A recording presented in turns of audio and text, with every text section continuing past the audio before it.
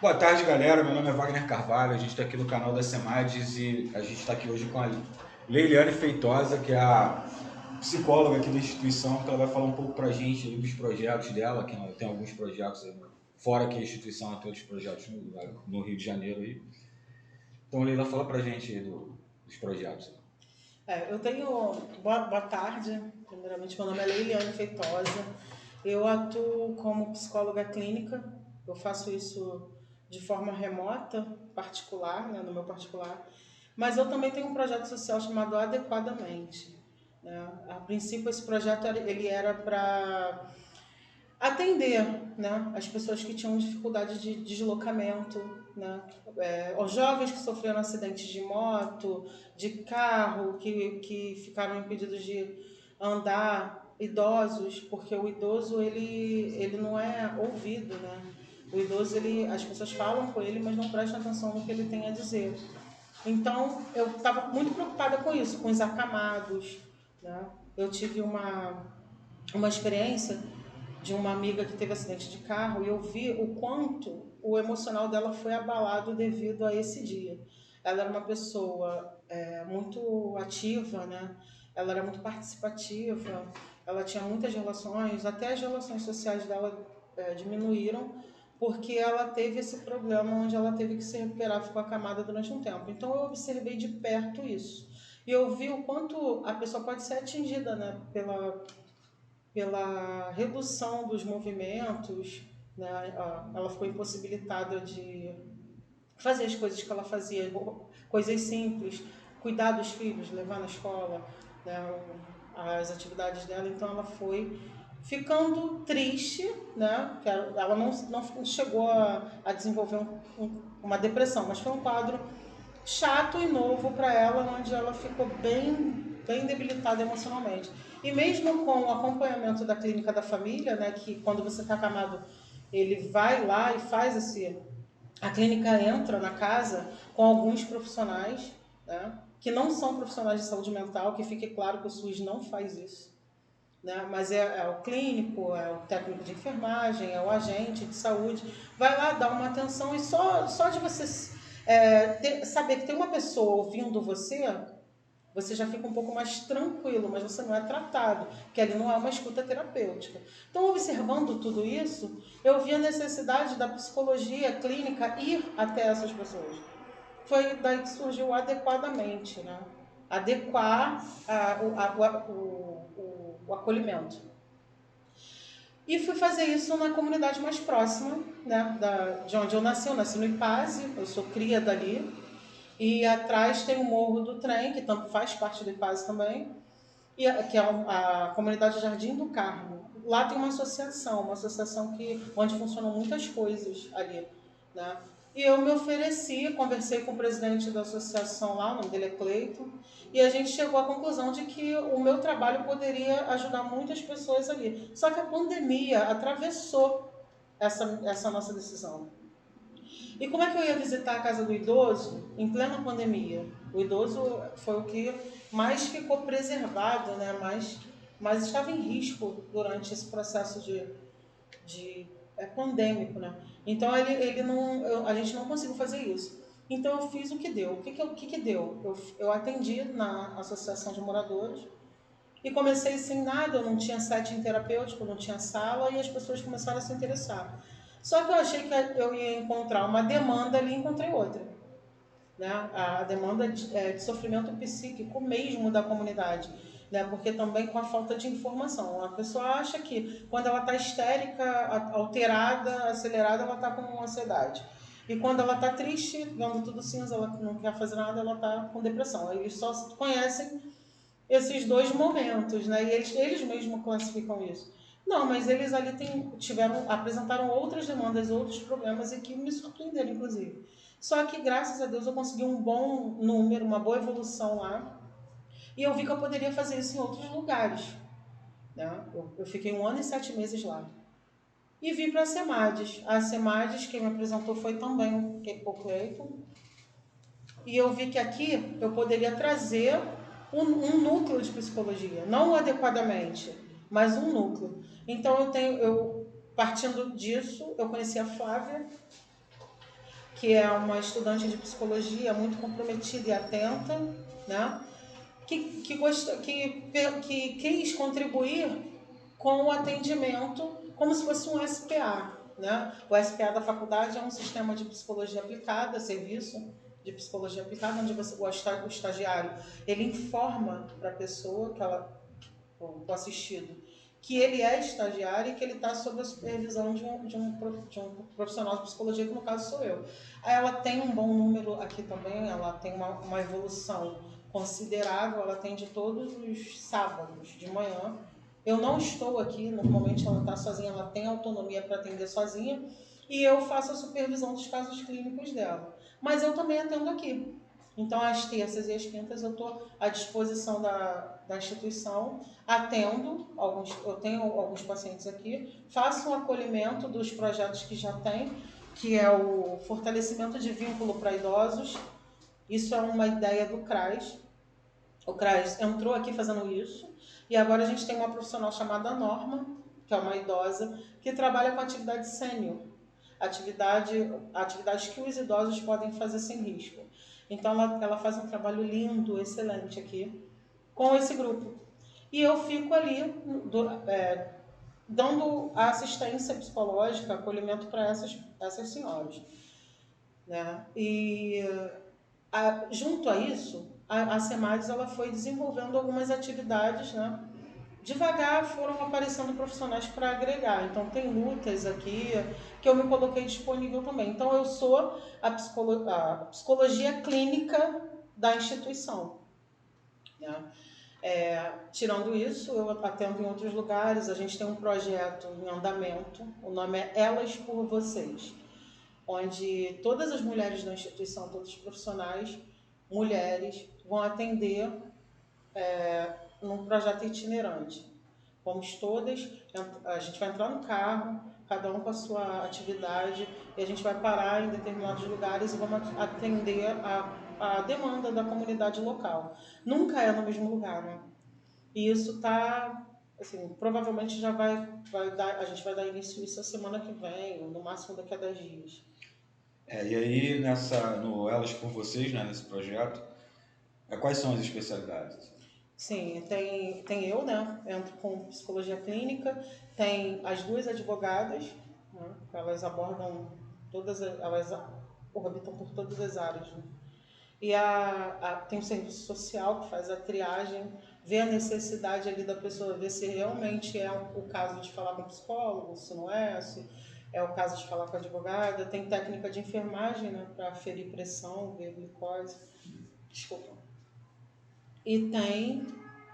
Não, por enquanto é isso.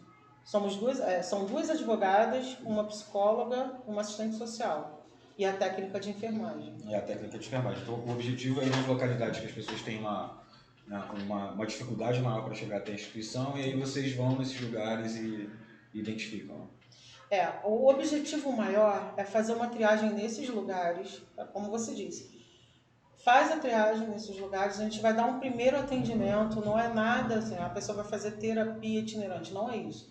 É uma triagem e ali eu vejo a necessidade, se tiver uma emergência, se tiver uma urgência, eu encaminho aqui para a instituição, já a pessoa já vai chegar sabendo o que ela vai fazer aqui, como e como é que ela, como vai ser o que ela precisa, como ela vai ser atendida aqui, né? E as advogadas também, se tiver causa em potencial, elas vão...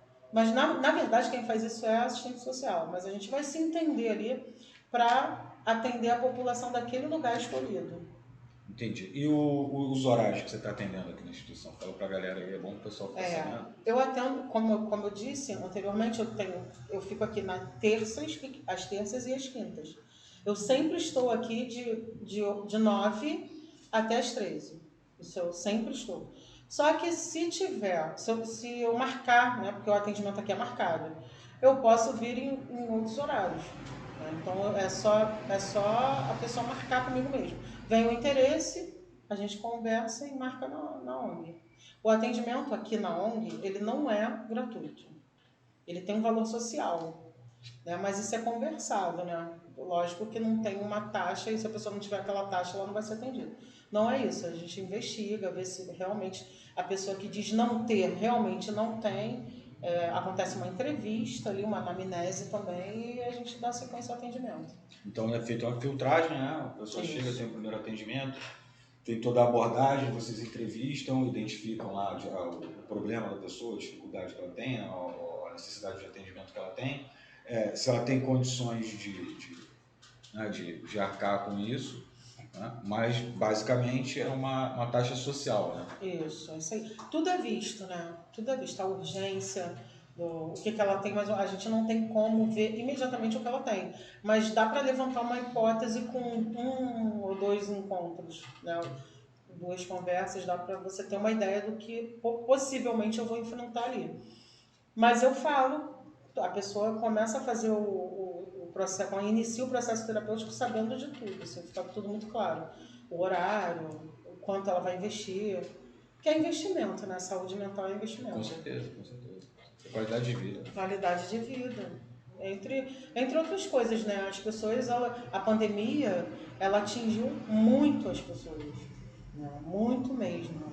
As pessoas ficaram amedrontadas, elas ficaram assustadas, vulneráveis. E tem gente que não se recuperou ainda.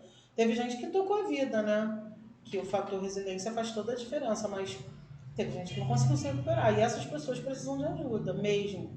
Né? Elas estão tentando se levantar, elas estão tentando se reerguer e não conseguem. Para isso, tem um profissional de saúde mental que ajuda nesse processo aí para dar tudo certo para ela. Não, e na maioria das vezes as pessoas não dão muita importância para isso, né? Acham que é bobeira, frescura. Isso. Aí desabafa com um amigo, vai na rede social, escreve testando e tal. A coisa vai muito mais além do que isso, né? Precisa de ajuda profissional para poder resolver as coisas. Na verdade, né, esse preconceito, né, com quem precisa da ajuda do profissional é muito grande. E isso faz com que a pessoa acabe se inibindo, né, de procurar, de tomar a atitude certa, a atitude de se cuidar, de tratar para não evoluir. Porque quanto mais tempo leva para você se organizar, pior fica. Né? E a saúde mental, ela não é tem muito isso, né? As pessoas falam muito que é falta de Deus, que é frescura, que é bobeira, que tá mimada, que ela tá sempre quer alguma coisa. E os pais, eles não têm, eles não têm noção de como lidar com isso. Os adolescentes, por exemplo, eles têm me procurado muito, né? Eles têm se portado, eles têm chorado muito, eles têm sofrido de angústia. Só que, na maioria das vezes, eles não estão demonstrando isso. Eles estão fazendo TikTok num dia e se cortando no outro. Quer dizer, o pai e a mãe se depara com aquela situação e ainda assim não acredita. Acha que é modinha de escola, acha que é o TikTok que está ensinando isso. Mas não considera a dor que a pessoa está sentindo. Porque quem se corta, quem tenta se matar, tenta se livrar da dor. A automutilação é o alívio, o suposto alívio da dor. A pessoa está com aquela dor, ela não sabe o que fazer, ela se corta, ela sente aquele alívio momentâneo, mas depois aquilo vem 3 vezes mais, 3 vezes maior. Porque ela vê, ela sabe, ela tem consciência do que ela fez com o corpo dela. Então você imagina, ela está com a dor, X dor, ela se corta, ela fica com 3x. Eu não sei se é assim, né? Eu não sou profissional da área, mas às vezes dá a entender, né? A minha percepção é que esses casos, eu não sei se eles estão vindo mais a público ou se eles estão acontecendo com uma frequência maior, né? Na verdade, sempre aconteceu, né? As pessoas estão falando mais sobre isso. Pouco ainda não é o suficiente. Mas os profissionais da escola, pedagogos, a professora, a tia, né? A tia do primário, eles sabem um pouco mais sobre isso. Então, ela consegue identificar quando a garotinha está indo direto com o casaco, quando está se isolando muito, quando ela muda o comportamento, e ela já, imediatamente, ela sinaliza. Então, a escola está colocando muito mais o holofote em cima disso. E as pessoas estão falando, né? A mídia está falando um pouco também, não tanto, né? Deveria falar mais. Os adolescentes, não é só adolescente, tem os jovens adultos, eles estão se portando, eles estão com ideações suicidas, eles estão doentes. Só que não dá para perceber, na maioria das vezes. Eles estão assim, mas eles estão saindo, eles estão trabalhando, eles estão bebendo, eles estão conversando. Acontece muito isso. O cara tá aqui distraído, conversando com todo mundo, brincando, fica até de manhã, sai, e amanhã ele se joga no prédio. Pode ser até, né, uma forma de fuga, né? Essa questão do tipo sair, beber, zoar, fazer TikTok e tal, para desviar um pouco do foco, mas depois ele acaba tendo que voltar para a realidade dele. É isso, e também, para ele não quer ser impedido, ele está muito decidido a fazer, ele só não sabe exatamente a hora. Mas ele sabe que para ele, o único jeito é se matar. Para acabar com aquela dor, ele não quer morrer, ele quer acabar com a dor. Então ele acha que para acabar com aquela dor ali, só a morte. E se ele tiver decidido a fazer isso, ele não quer ser interrompido. Então, para que ele vai falar para o amigo dele, falar, não, vamos procurar um médico? Ele não quer isso. Então, ele vai rir, ele vai interagir, ele vai ficar muito bem com todo mundo para ninguém desconfiar. Alguns fazem isso. Outros não, outros apresentam mesmo um quadro depressivo. Nem todo suicida está deprimido, né? Nem todo suicida está deprimido. Nem todo suicida está deprimido. E assim, às vezes a gente já conversando algumas vezes, você já falou que em determinados momentos você chega a fazer um pouco de tipo, emergência psicológica. Né? Às vezes é guerra. Assim, isso eu não faço muito aqui. Tá?